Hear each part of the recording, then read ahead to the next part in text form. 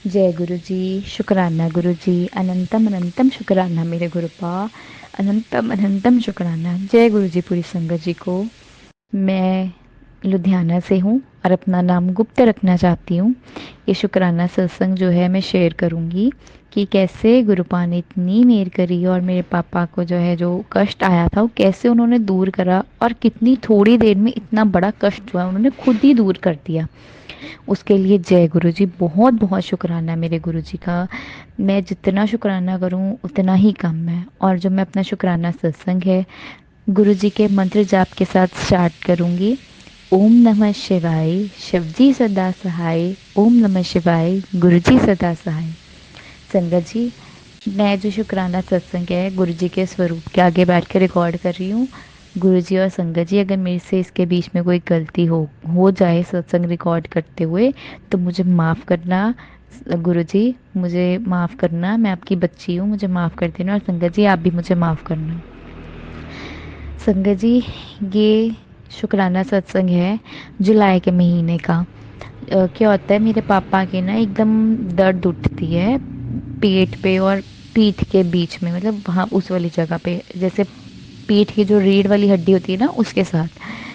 तो एक दिन उठती है तो बीच में पहले बताते ही नहीं है, तो है ना पेन किलर ले लेते हैं। लेकिन रात को ना ऐसे फ़ोन होता है कि पापा के ना दर्द ज़्यादा हो गई, यहाँ पे मेडिसिन वाला नहीं खुला है हमारे घर के सामने ना, काफ़ी बड़ा जो है मेडिसिन वाला खुला है, काफ़ी अच्छी शॉप है, बड़ी से खुली हुई है। तो उन्होंने कहा कि यहाँ से ना वॉलिनी का स्प्रे ले ले, मूव का स्प्रे ले ले। मेरे भाई का फ़ोन आया कि इस साइड ना शॉप्स बंद होगी तो पापा को वो लगा देंगे रात को। पेन किलर तो खा ही रही है लेकिन उसके साथ इतना फ़र्क नहीं पड़ेगा जितना उससे पड़ जाएगा।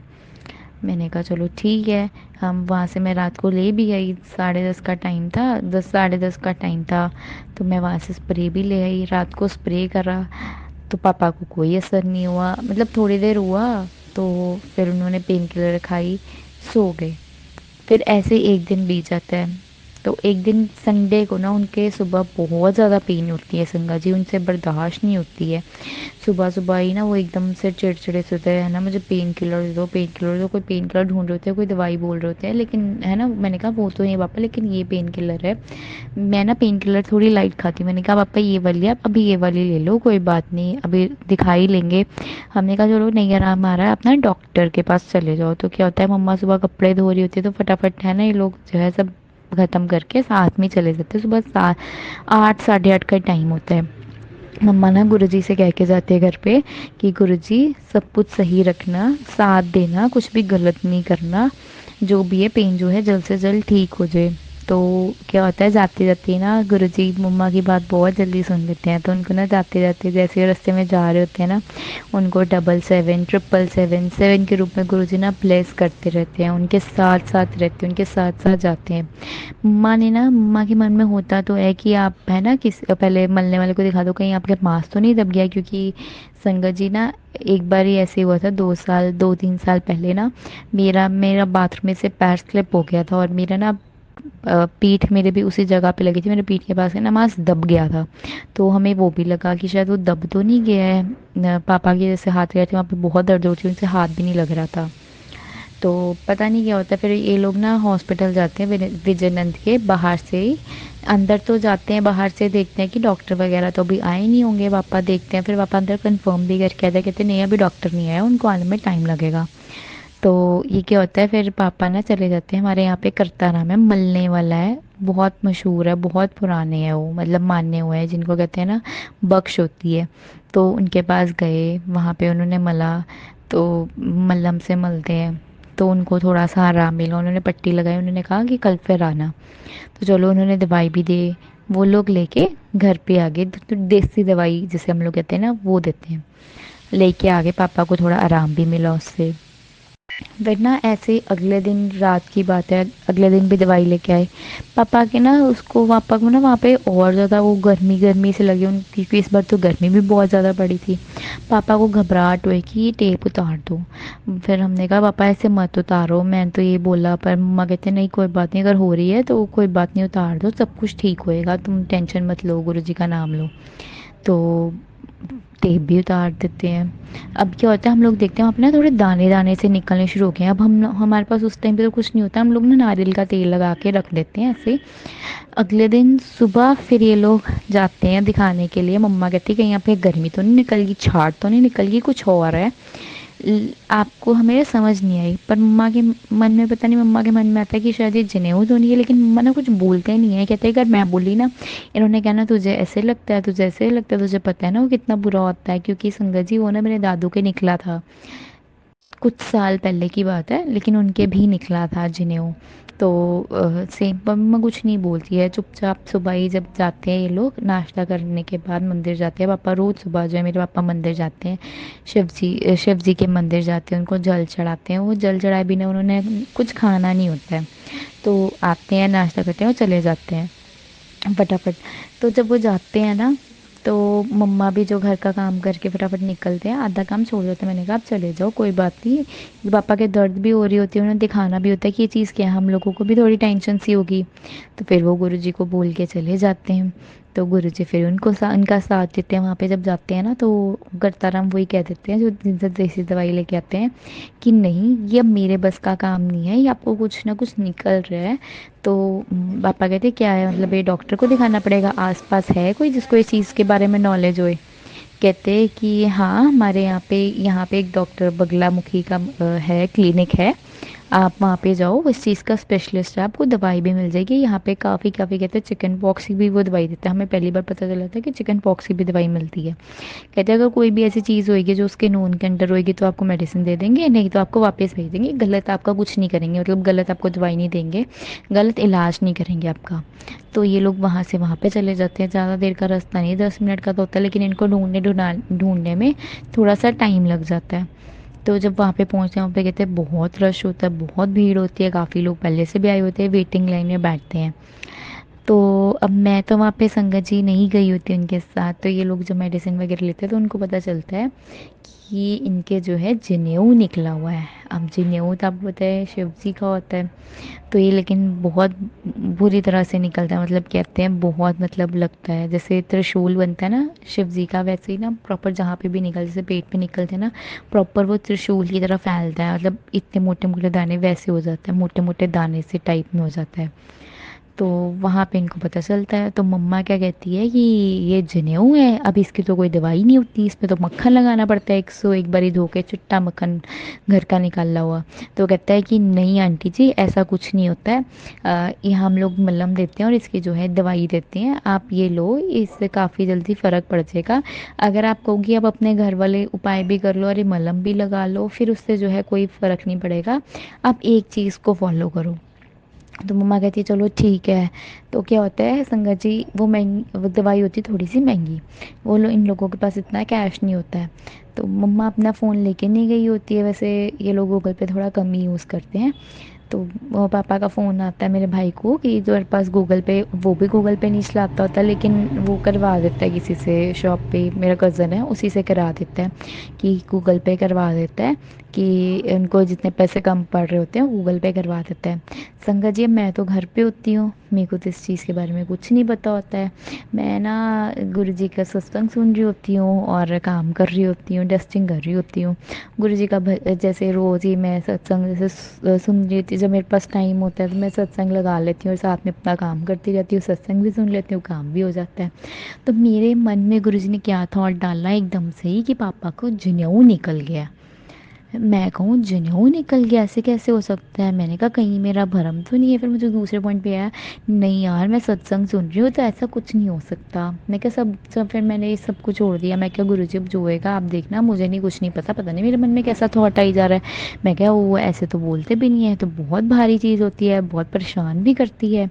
मैं गुरु जी से माफ़ी मांगी, मैं कहा गुरु जी अगर ऐसा कुछ हो तो मुझे माफ़ करना, मैंने गलत बोल दिया है, क्योंकि ये तो महाशिव है। मैंने शिव जी से भी बोला, मैं कि शिव जी मुझे माफ़ करना, मैं आप ही की बेटी हूँ, मुझसे नादानी में गलती होगी गलती हो गई है। तो संगत जी क्या होता है, 10 मिनट के बाद ना मेरे भाई का फ़ोन आता है कि तेरे पास गूगल पे में पैसे हैं? मैंने कहा हाँ। तो क्यों, क्या हुआ, तेरे को क्यों चाहिए? एकदम से ऐसे तो उसको भी नहीं देते हैं। तो वो मुझे कहता है कि पापा के ना जनेऊ निकल गया है, तुझे पता? तो उनको ना पैसे गूगल पे करवाए हैं, तो तू इसको कर दे। मैंने कहा ठीक है तो मतलब हमारे घर पे हमारा कज़न मेरी चाची का बेटा है। मैंने कहा चल कोई बात नहीं, मैं कर देती हूँ इसको, गूगल पे कर देती हूँ। उसने उस टाइम पे कर दिया था।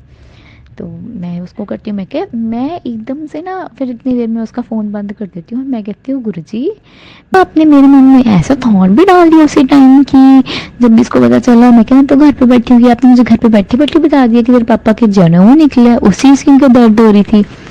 तो इतना मैं कहती हूँ और उतनी देर में ना नीचे मम्मा पापा दोनों आ जाते हैं।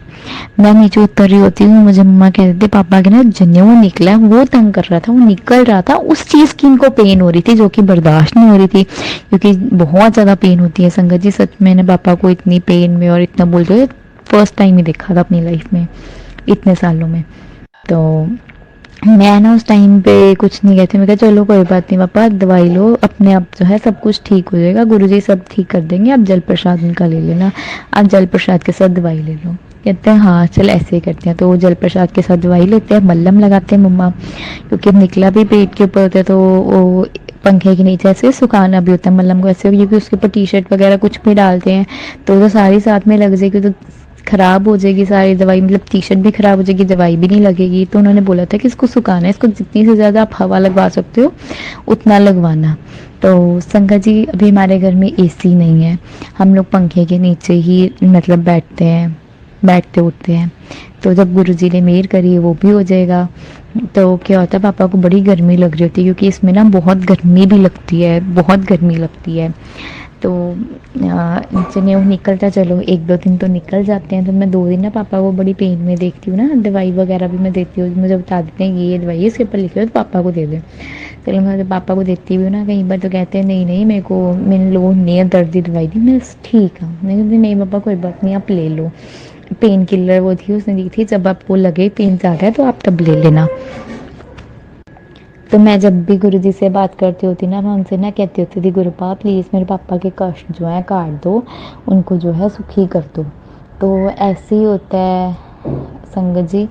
पहले तो हमारे पास जो जल प्रसाद होता है ना, जो सत्संग में से बॉटल्स का मिलता है, हमारे पास वो था, और हम जो है गुरुजी के आश्रम गए थे, वहाँ से हमें जल प्रसाद की बॉटल्स मिली थी, हम लोग वो यूज़ करते क्योंकि उस टाइम तक हमारे पास गुरुजी का स्वरूप नहीं आया था।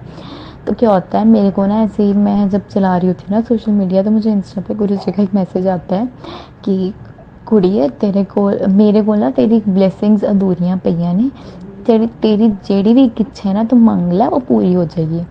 तो मैं ना वो देख के कहती हूँ जय गुरु जी, शुक्राना गुरु जी। गुरु जी आपको पता है कि मैं आपसे है ना कुछ ना कुछ बोल रही हूँ रोज़ ही, आपको पता है कि आप कैसे सुन रहे हो है ना। मैं गुरु जी से यही बोलती हूँ कि गुरुपा आप मुझे कह रहे हो ना ब्लेसिंग्स के लिए, मैं यही कहूँगी गुरुपा कि आप मेरे पापा का कष्ट जो है वो दूर कर दो। गुरु जी संगत जी मैंने वेंसडे को गुरु जी से इतनी बात बोली, जब मैंने पोस्ट देखी उसके ऊपर मैंने शुक्राना भी किया गुरु जी का, वहाँ पे मैंने शुक्राना भी लिखा और मैंने अपने मन में बोला भी, मैंने गुरु जी से बोला भी। तो आप मानोगे नहीं संगत जी कि अगले दिन क्या होता है, 2 दिन के बाद हम पापा को वैसे कहते हैं कि पापा अपना इस चीज़ का झाड़ा करवा लो। झाड़ा भी होता है तो उससे भी काफ़ी फ़र्क पड़ जाता है। हम पहले कहते हैं कि शंगलों के शिवालय करा लो, तो मानते ही नहीं है क्योंकि वो थोड़ा हमारे घर से दूर पड़ जाता है, तो वो गए नहीं, क्योंकि उस टाइम पे जब गए थे तो करवा के नहीं आए कि उनको दर्द हो रही थी, गर्मी भी इतनी थी, चिपचिप कर रहे थे, तो फटाफट आ जाते हैं घर पे।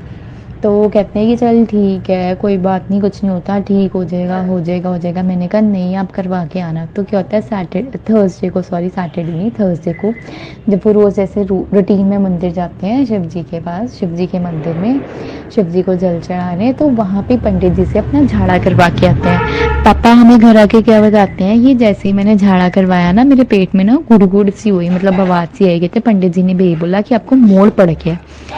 तो इतनी जब उन्होंने घर पे आके बात बताई है ना, मैं अपने दिल में ना गुरुजी का शुक्राना करा, मैं कहा जय गुरुजी, बहुत बहुत शुक्राना, लख लख बार शुक्राना मेरे गुरुपा कि एटलीस्ट पापा को मोड़ पड़ गया। उस दिन पापा थोड़ा कंफ्यूजन में भी कि आज दवाई रहने देते हैं, चल अब मोड़ तो पड़ी गया, अब तो कहते सबने कहा जल्दी ठीक हो जाएगा। पता नहीं पापा को फिर किसने कहा कि लस्सी नहीं पीते, हमने कहा नहीं इसमें तो ठंडा खाते हैं, हम ठंडा खाओ, इसमें कोई दिक्कत नहीं होती कि लस्सी नहीं पीनी या दही नहीं खाना, कहते दही नहीं खाना।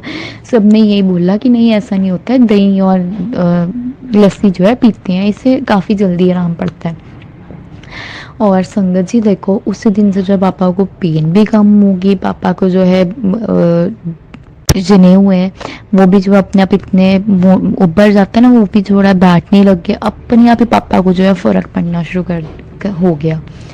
मतलब मैं कहती हूँ गुरुजी हर चीज़ हमारी इतनी प्यार से, इतने इतने प्यार से सुनते हैं ना, इतने क्लोज होके सुनते हैं ना, और इतनी जल्दी वो चीज़ें जब हम सच्चे दिल से बोलते हैं ना गुरुजी, उसको ज़रूर पूरा करते हैं। और उसी दिन हमें जो है वीरवार को गुरुजी का स्वरूप भी मिला। मैंने उसका सत्संग जो है ऑलरेडी शेयर कर दिया है कि गुरुजी का स्वरूप हमारे पास कैसे आया, कैसे गुरुजी हमें मिले। और उसी दिन फिर गुरुजी का सत्संग हुआ है ना, जब वो हमारे घर पे उन्होंने आरती वगैरह की, उनको बहुत फ़र्क पड़ा, जब बहुत ज़्यादा फ़र्क पड़ा, क्योंकि अब तो गुरुजी का स्वरूप हमारे पास आ ही गया था, तो अपने अब जो है ब्लेसिंग्स हमें मिलने लगी, जल प्रसाद भी हमारे पास अपना होने लग गया है ना, हमें वेट नहीं करनी पड़ती थी, क्योंकि जब जनेऊ निकला था ना, हम लोग ऐसे था कि कहीं से जल प्रसाद मिल जाए, हमें गुरुजी का जल प्रसाद मिल जाए, जल प्रसाद की बॉटल मिल जाए, चलो उसके अंदर मिक्स होकर जाए, फिर भी होता था कि गुरुजी का जल प्रसाद मिल जाए।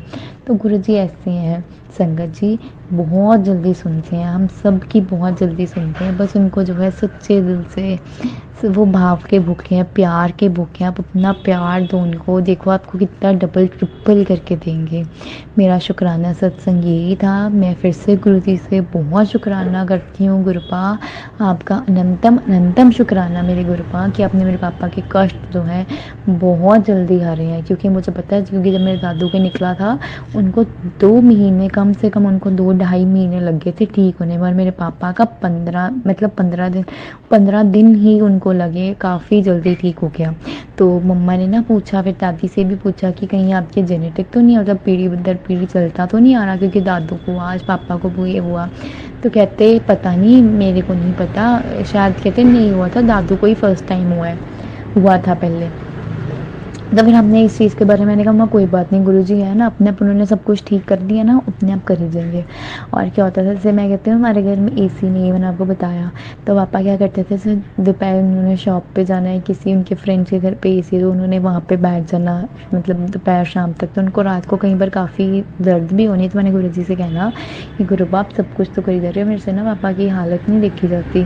फिर उन्होंने क्या किया, कूलर भी हमारा ठीक ख़राब पड़ा था काफ़ी देर से, है ना, उन्होंने कूलर भी ठीक करवा दिया उसी के बीच में। मैं देख रहा ना, पापा ने रात को सोना नहीं, घंटा 1.5 घंटा 2 घंटे सोने, और उन्होंने उठ के बैठ जाना, इधर उधर घूमना, क्योंकि गर्मी बहुत ज़्यादा लगती है, उनसे बर्दाश्त नहीं होता था, फिर वही चिड़चिड़ापन, गुस्सापन। तो फिर देखो गुरुजी ने कूलर भी ठीक करवा के दिया, अपने आप ही उन्होंने करवाया, सब कुछ पैसे भी उन्होंने दिए, कहाँ से आए, कैसे वर्कर आया, कैसे उन्होंने काम किया पता नहीं, पापा ने भी पास में खड़े होकर काफ़ी करवाया, मेरे भाई ने करवाया, और अपने आप ही। और फिर उससे जो है काफ़ी, तब तक तो बहुत ज़्यादा फ़र्क पड़ चुका था, मतलब कह लो कि सिर्फ बिल्कुल थोड़ा सा ही रह गया था। तो गुरुजी ऐसे हैं कि अपना जो हमारा 90% कष्ट होता है ना, अपने ऊपर ले लेते हैं, सिर्फ 10% देते हैं। और सच में संगत जी, मैं कहती हूँ, मैंने देखा ना मेरे पापा को जो जनेऊ है, जब मैंने दूसरे दिन ही मुझे विश आई थी, और तीसरे दिन मैंने पापा के अंदर बहुत फ़र्क देखा, बहुत ज़्यादा फ़र्क देखा, उसके लिए बहुत बहुत शुक्राना है मेरे गुरुजी का। बस मैं अपना शुक्राना सत्संग जो है यहाँ पे ही इसको विराम देती हूँ, गुरुजी के मंत्र जाप के साथ इसको जो है विराम देती हूँ। ओम नमः शिवाय, शिवजी सदा सहाय, ओम नमः शिवाय, गुरुजी सदा सहाय, जय गुरुजी। शुक्राना संगत जी आपका, गुरुजी आप सबको ब्लेस करें, जो संगत सुन रही है उनको भी ब्लेस करें, जो अंकल और आंटी जी मेरा सत्संग शेयर कर रहे हैं उनको भी ब्लेस करें, और अपनी कृपा जो है सब पे बनाए रखें, सबको ब्लेस करें, सर्वदा भला करियो गुरुपा। शुक्राना गुरुजी, शुक्राना। जय गुरुजी, शुक्राना गुरुजी, अनंतम अनंतम शुक्राना गुरुजी, सारी साध संगत जी को जय गुरुजी। ओम नमो शिवाय, शिवजी सदा सहाय, ओम नमो शिवाय, गुरुजी सदा सहाय। संगत जी, ये मेरा शुक्राना सत्संग है। गुरुजी का बार बार हुक्म था शुक्राना सत्संग शेयर करने के लिए, लेकिन कुछ टाइम कुछ ऐसा बीच में आया कि मुझे फ़ोन मेरा फिर से ख़राब हो गया था, तो मुझे जिस वजह से मैं अपना सत्संग शेयर नहीं कर पाई, इसके लिए गुरुजी से तहे दिल से माफ़ी मांगती हूँ। आज सुबह 10 बजे के करीब, 16 तारीख को सुबह 10 बजे के करीब मुझे अपने घर पर ही वाइट येलो बटरफ्लाई के दर्शन हुए। फिर शुक्रवार के दिन मेरी ज़िंदगी का सबसे खूबसूरत दिन था। आज शाम 6:30 बजे मेरी लॉटरी लगी। जब डाक द्वारा मेरा पार्सल आया और जब मैंने वो पार्सल खोला तो मेरी खुशी का कोई ठिकाना नहीं रहा। एक्चुअली 5-6 दिन पहले मुझे 16 अगस्त को 5-6 दिन पहले से मुझे मैसेज आ रहा था कि तेरी लॉटरी लगने वाली है गुरुजी का। तो हम नादान हम यही सोचते थे कि कौन सी लॉटरी लगेगी, लेकिन जब उस दिन मुझे पार्सल मिला तो मैं इतनी खुश हुई। उसमें गुरुजी की इतनी ज़्यादा ब्लेसिंग्स थी कि जिसका कोई ठिकाना नहीं रहा। मेरी मासी की वजह से मुझे इतनी बड़ी खुशी मिली। मेरी मासी ने मुझे मेरे लिए गुरुजी के ढेर सारी ब्लेसिंग भेजी, जिनमें गुरुजी के लिए बर्तन, पॉकेट स्वरूप, गुरुजी के ब्रेसलेट, गुरुजी के स्वरूप, रिंग, गुरुजी की रिंग, गुरुजी की राखियाँ, गुरुजी के नाम वाले बर्तन और साथ में मेरे लिए एक सूट भी भेजा। आज तो सच में गुरुजी ने मेरी लॉटरी लगा दी। मुझे कई दिनों से मैसेज आ रहा था कि तेरी लॉटरी लगने वाली है और आज 16 तारीख अगस्त के मंथ को 16 तारीख मतलब 1 + 6 7 की ब्लेसिंग के साथ गुरुजी की इतनी ब्लेसिंग भर भर के गुरुजी ने भेजी। गुरुजी अपनी इस पागल बेटी को निहाल ही कर दिया। इतनी ब्लेसिंग देने के लिए गुरुजी आपका कोटि कोटि धन्यवाद। अनंतम अनंतम शुक्राना गुरुजी आपका। आपने जो इतनी बड़ी भर भर के ब्लेसिंग मुझे भेजी, वो भी 16 तारीख को, जो 6 और 1 7 बनता है उस दिन, और उसी दिन गुरुजी की ढेर सारी ब्लेसिंग मिलना, मतलब मुझे ढेर सारी ब्लेसिंग इतनी मिली कि मेरी लॉटरी ही लग गई। उसके बाद मुझे उसी दिन फिर 777 की ब्लेसिंग भी मिली। मतलब मुझे एक दिन में इतनी ज़्यादा ब्लेसिंग मिली। जब मैंने सोने से पहले फ़ेसबुक ओपन किया तो मुझे पहले मैसेज पर ही 777 की ब्लेसिंग मिली। फिर 17 तारीख को मुझे अपने फ़ोन पर 777 की ब्लेसिंग मिली। 18 तारीख को सुबह मुझे येलो ग्रीन कलर की बटरफ्लाई के दर्शन हुए। इसके लिए गुरुजी आपका कोटि कोटि धन्यवाद। मुझे फिर दोबारा बटरफ्लाई के दर्शन हुए। 3-4 घंटों में मुझे 3-4 बार बटरफ्लाई के दर्शन हुए। इसके एक दिन पहले मुझे गुरुजी का मैसेज आया था कि 3 दिन तेरे लिए बहुत भारी हैं, लेकिन मैं तेरे साथ हूँ और तेरे कष्ट काट दूँगा। इसीलिए दूसरे दिन मुझे बटरफ्लाई के रूप में गुरुजी ने दर्शन दिए। 18 तारीख को मुझे गुरुजी के 2 और ब्लेसिंग मिली, जो मैंने पहले सत्संग में बताया था कि वो ब्लेसिंग मेरी सिस्टर के पास पहुंच गई थी। वो मेरी सिस्टर ने मुझे दे दी। उसी दिन रात को मेरे हस्बैंड ने मुझे एक पिक शेयर की, जिसमें गुरुजी के स्वरूप पर चंदन तिलक लगा हुआ था। उसमें गुरुजी के वाइट चोले में पूरा स्वरूप बना हुआ था। इतनी सारी ब्लेसिंग देने के लिए अनंतम अनंतम शुक्राना गुरुजी। अनंतम अनंतम शुक्राना, हर पल का शुक्राना, हर एक सांस का शुक्राना, हमारे दुख दूर करने का शुक्राना, हमारे सभी तकलीफ़ों को दूर करने का शुक्राना। शुक्राना गुरुजी, शुक्राना। गुरुजी ने सच में मेरी लॉटरी ही लगा दी। अब तो मुझे डेली भर भर कर गुरुजी की ब्लेसिंग मिल रही है। गुरुजी का अनंतम अनंतम शुक्राना। रक्षाबंधन से पहले मुझे एक मैसेज आया था कि रक्षाबंधन की शाम तुझे बहुत बड़ी गुड न्यूज़ देने आ रहा हूँ। अब मुझे और उस गुड न्यूज़ मिल जाएगी तो मैं ज़रूर शेयर करूँगी। 29 तारीख राखी वाले दिन मुझे गुरुजी का तोहफ़ा मिल गया। गुरुजी के साक्षात दर्शन हो गए। इससे बड़े और कोई तोहफ़ा इस दुनिया में कोई नहीं हो सकता। 20 तारीख को मुझे 3 ब्लेसिंग मिली। दोपहर को जब मैं रोटी बना रही थी तो फुलके पर 7 नंबर और 11 नंबर बन गए, और साथ में शाम को बटरफ्लाई के दर्शन हुए। वीरवार को भी मुझे बहुत सारी बटरफ्लाई और 777 की ब्लेसिंग मिली। नेक्स्ट डे फ्राइडे के दिन मुझे किसी काम से इम्पोर्टेंट मुझे जाना था, तो सारे रास्ते आते और जाते वक्त मुझे वाइट बटरफ्लाई के दर्शन दिए। साथ ही मुझे कई गाड़ियों पर 777 777 की ब्लेसिंग भी मिली, और साथ ही मुझे एंजल नंबर की ब्लेसिंग भी मिली। फ्राइडे के दिन गुरुजी की कृपा से एक काम हो गया। जिस दिन उस काम का रिज़ल्ट आएगा उस दिन मैं सब शेयर करूँगी। उसके लिए गुरुजी का अनंतम अनंतम शुक्राना, अनंतम अनंतम शुक्राना। 23 तारीख को मुझे चंदन तिलक में रात को गुरुजी के बहुत सुंदर बहुत बड़ा ओम दर्शन हुआ और साथ ही में सालासर बालाजी के भी दर्शन हुए। इतनी बड़ी ब्लेसिंग देने के लिए गुरुजी को कोटि कोटि धन्यवाद।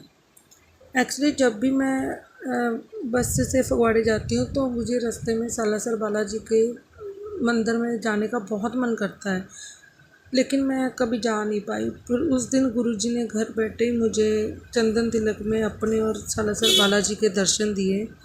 इसके लिए गुरुजी का कोटि कोटि धन्यवाद, अनंतम अनंतम शुक्राना गुरुजी। 25 तारीख को मैंने अपने सत्संग परिवार के साथ होशियारपुर में गुरुजी का सत्संग शेयर किया। वहाँ पर लस्सी आंटी, शर्मा आंटी जिनको लस्सी आंटी कहा जाता है, वो आए हुए थे। कबूतर में भी दर्शन हुए। वहाँ एक्चुअली सत्संग में जब हम सत्संग सुन रहे थे, जब गुरुजी की गुरबानी चल रही थी, तो वहाँ हॉल में एक कबूतर आया। पता नहीं वो कबूतर कहाँ से आया कहाँ से नहीं। जैसे कि हम पीछे बैठे थे तो वो लास्ट के झूमर पर बैठा रहा जब तक गुरबानी चलती रही।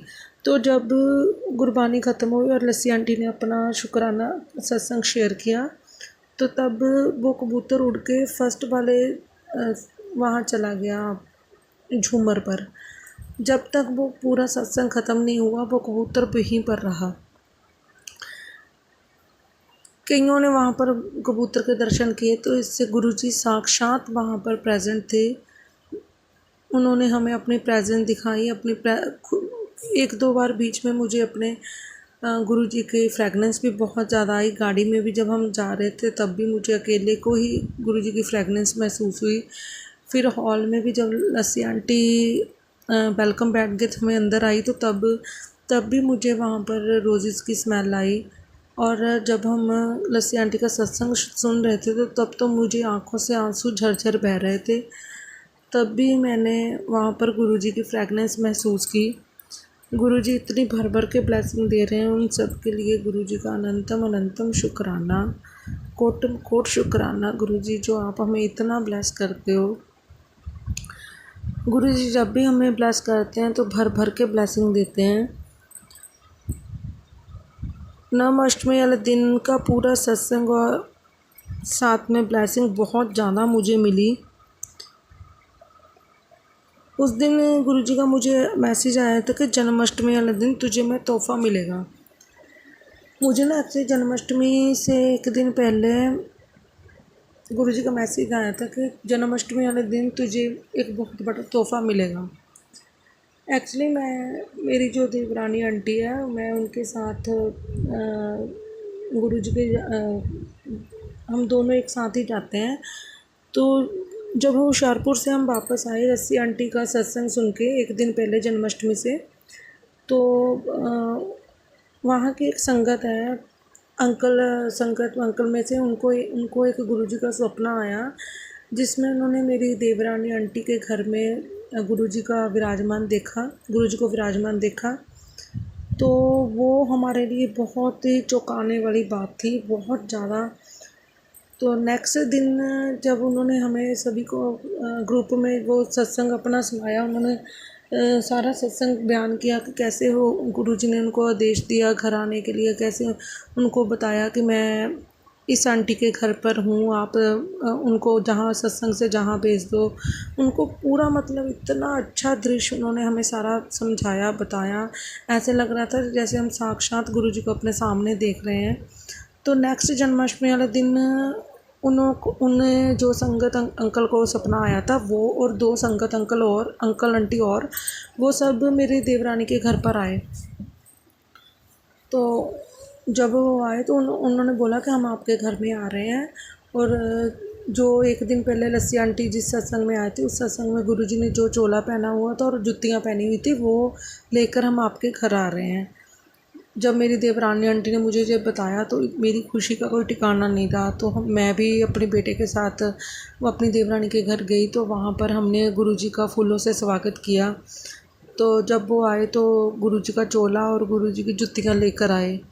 तो हमने बड़े प्यार सत्कार से गुरुजी का आदर किया, फूलों से उनका स्वागत किया। तो गुरुजी को चोला, हमने एक आसन लगा रखा था, वहाँ पर गुरुजी का चोला रखा और एक आसन पर नीचे गुरुजी के जूतियाँ रखी। तो हमने फूलों से उनका स्वागत किया। इतना बड़ा सौभाग्य हमें मिला, हमें गुरुजी का चोला टच करने को मिला। मतलब गुरुजी के चोले से इतनी ज़्यादा चंदन की फ्रेगनेंस आ रही थी, इतनी ज़्यादा चंदन की फ्रेगनेंस आती है, हम बता नहीं सकते। मैं डरते डरते मैंने चोले को टच किया, मैंने जूतियों को भी टच किया, मैंने गुरुजी की जूतियाँ अपने हाथ में भी पकड़ी।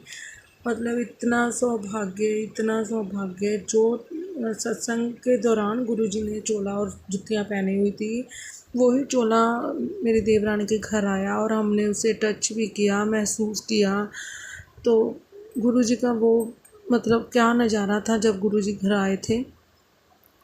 तो उसी दिन वो फिर जाते जाते, जैसे गुरुजी ने बोला था कि तुझे जन्माष्टमी वाले दिन एक तोहफ़ा मिलेगा, ये तोहफ़ा तो सभी तोहफ़ों से बहुत बड़ा था। जो गुरुजी के चोले के लाइव दर्शन, उनकी जुत्तियों को हाथ में पकड़कर जो महसूस हुआ, हमारी रूह तक काम गई। मतलब इतनी चंदन की फ्रेगनेंस आ रही थी कि हम क्या ही बताएं। उस दिन गुरुजी ने तो आत्मा पूरी तरह तृप्त कर दी। जो मैं गुरुजी को हर वक्त कहती रहती थी कि गुरुजी मुझे आपके चरणों को टच करना है, मुझे आप महसूस करना है, वो महसूस मैंने उस दिन किया। मैंने गुरुजी की जूतियाँ अपने हाथ में ली, हाथों में पकड़ी, उनके चोले को लिया, देखा। मतलब अंदर तक मतलब रूह तृप्त हो गई और आंसू झरझर बहने लगे। इतना प्यारा नज़ारा था कि क्या ही बताऊं। उस दिन तो ऐसे लग रहा था जैसे साक्षात गुरुजी हमारे पास बैठे हैं। तो जो अंकल आंटी वो लेकर आए थे गुरुजी का चोला और जूतियाँ, तो जाते वक्त मुझे भी उन्होंने गुरुजी का लॉकेट स्वरूप दिया, बड़े वाला, जो मुझे बिल्कुल भी नहीं था भी मुझे ऐसा कुछ मिलेगा। लेकिन गुरुजी ने जन्माष्टमी पर इतना बड़ा तोहफ़ा दिया कि उसका बयान करना भी मुश्किल है। गुरुजी जब अपने संगत को प्यार करते हैं तो भर भर कर प्यार देते हैं। उसके बाद जन्माष्टमी के बाद हमने 3 तारीख को डुगरी जाना था। तो नहीं, पहले 1 सितंबर को हम डुगरी गए। उस दिन मौसम इतना अच्छा था, मतलब हमें बिल्कुल भी गर्मी महसूस नहीं हुई। धूप तो थी लेकिन गर्मी महसूस नहीं हुई। तो हमने वहाँ पर 11 साढ़े 11 बजे तक अपना गुरुजी के दरबार में माथा टेका और उसके बाद हम लंगर प्रसाद के लिए गए। वो सारा टाइम गुरुजी के लिए अर्पित था। गुरुजी के सामने मतलब नतमस्तक होना, गुरुजी के दरबार में हाज़िरी लगना एक बहुत बड़ी बात है। जब भी गुरुजी हुक्म देते हैं तो हम ज़रूर डुगरी जाते हैं। गुरुजी की महिमा अपरंपार है, उसका बयान नहीं किया जा सकता। गुरुजी की इतनी ज़्यादा ब्लेसिंग है कि हम उनका बखान नहीं कर सकते। मुझे पर डेली मुझे मैसेज आते हैं कि गुरुजी बोलते हैं कि तुझे पॉजिटिव। हाँ, वहाँ एक बात मैं बताना भूल गई। वहाँ से आने के बाद जब मैं डुगरी से आई तो वहाँ से आने के बाद मैं इतनी ज़्यादा 1 हफ़्ते के लिए नेगेटिव हो गई, इतनी ज़्यादा, मतलब 8-10 दिन मैं इतना ज़्यादा नेगेटिव रही। ना ही तो मैं घर पर गुरुजी का जल प्रसाद रखती थी, ना ही मैं उनको चंदन तिलक कर पाती थी। मेरा बस कुछ करने को मन नहीं करता था। फिर भी मैं कोशिश करती थी, मैं गुरुजी से शुक्राना करती थी, गुरुजी से ये पूछती थी, गुरुजी मैं इतनी नेगेटिव क्यों हो गई हूँ? मेरा क्यों नहीं जल प्रसाद लेने को दिल करता? क्यों मेरा चंदन तिलक लगाने को दिल नहीं करता? लेकिन मैं फिर भी करती थी। जितना मैं 10 तारीख को मुझे एक मैसेज आया कि कुड़िए तू इन्नी नेगेटिव ना हो, मैं तेरा टेस्ट लै रहा हाँ और तेनों जल्दी इस नेगेटिविटी तो दूर कर दूँगा। मैंने सोचा शायद ये मेरे लिए नहीं होगा, पता नहीं गुरुजी मुझे संदेश देते हैं या नहीं देते। मैंने इग्नोर मार दिया। तो उसी दिन 10 तारीख को विदिन 5 मिनट के बाद मेरी मासी जो ऑस्ट्रेलिया में है, मैं जिनका जिक्र हर अपने सत्संग में करती हूँ, उनका मुझे ऑन द स्पॉट फ़ोन आया और बोले कि नीति, मैं भी उनसे थोड़ी देर पहले बात करके हटी थी। उसके बाद मैंने अपने फ़ोन पर वो मैसेज पढ़ा। मैं अपनी मासी को बता रही थी कि मैं इतनी नेगेटिव हो गई हूँ, मेरा कुछ भी करने को मन नहीं कर रहा। तो वो मुझे समझा रहे थे कि कुछ नहीं होता, तेरे कर्म काट रहे हैं गुरुजी, तू उदास मत हो। तो विद इन 5 मिनट्स के बाद जब मैंने अपने फ़ोन पर वो मैसेज पढ़ा तो मेरी मासी का फ़ोन आया। उन्होंने मुझे बोला कि गुरुजी ने अभी के अभी उनके कान में स्ट्रॉन्ग टेलीपैथी की है। उन्होंने मेरा नाम लेकर मेरी मासी को बोला कि उसको बोल, जो उसके अंदर नेगेटिविटी है मैं उसका टेस्ट ले रहा हूँ, वो उसको मैंने टेस्ट में पास कर दिया है और उसकी सारी नेगेटिविटी अब ख़त्म हो जाएगी। मतलब मासी की बातें सुनकर मैं इतना रोई, जब तक उनसे बातें करती रही मेरा रोना नहीं बंद हुआ। मतलब मुझे ऐसा फ़ील हुआ कि सच में गुरुजी ने मुझे अपने साथ जोड़ लिया है। सच में मैं उनकी एक प्यारी बेटी बन चुकी हूँ, जिसे वो बहुत ज़्यादा प्यार करते हैं। मतलब जब मुझे मैसेज मिला, गुरु मासी ने मेरी ने बताया कि उनके कान में खुद गुरुजी ने आकर मेरा नाम लेकर ये सारी बातें बोली, तो मैं तो मतलब इतनी ज़्यादा अंदर से ऐसे थी कि जैसे अभी मैं मासी के गले लग जाऊँ और ज़ोर ज़ोर से रोऊँ उनके गले लग के। मतलब इतनी ज़्यादा गुरुजी ने मुझे प्यार दिया, इतना प्यार दिया कि सच में उन्होंने मेरा नाम लेकर मेरी मासी को बोला कि इसको बोल, ये सारी नेगेटिविटी मैंने उसकी टेस्ट लेने के लिए ली थी। मतलब इतनी सारी बातें जो एक्सप्लेन करना भी मुश्किल है। इसलिए गुरुजी का अनंतम अनंतम शुक्राना, कोटम कोट शुक्राना, हर पल का शुक्राना, हर एक सांस का शुक्राना, मेरे दुखों को दूर करने का शुक्राना, मेरे हर पल रक्षा करने का शुक्राना, मेरे परिवार की रक्षा करने का शुक्राना। गुरुजी हर टाइम बटरफ्लाई के रूप में आते हैं, हमें ब्लेस कर जाते हैं, इसके लिए शुक्राना। मेरे सारे कर्जे उतारने का शुक्राना गुरुजी, अनंतम अनंतम शुक्राना, हर पल का शुक्राना। इसी के साथ मैं अभी अपने इस सत्संग को विराम देती हूँ। जल्दी ही नेक्स्ट सत्संग लेकर अपना गुरु संगत के सामने आऊँगी। इसके लिए अभी धन्यवाद, कोटि कोटि शुक्राना। Love you Guruji, I love you Guruji. ओम नमो शिवाय, शिव जी सदा साई। ओम नमो शिवाय, गुरुजी सदा साई। जय गुरुजी, शुक्राना गुरुजी, अनंतम अनंतम शुक्राना गुरुजी।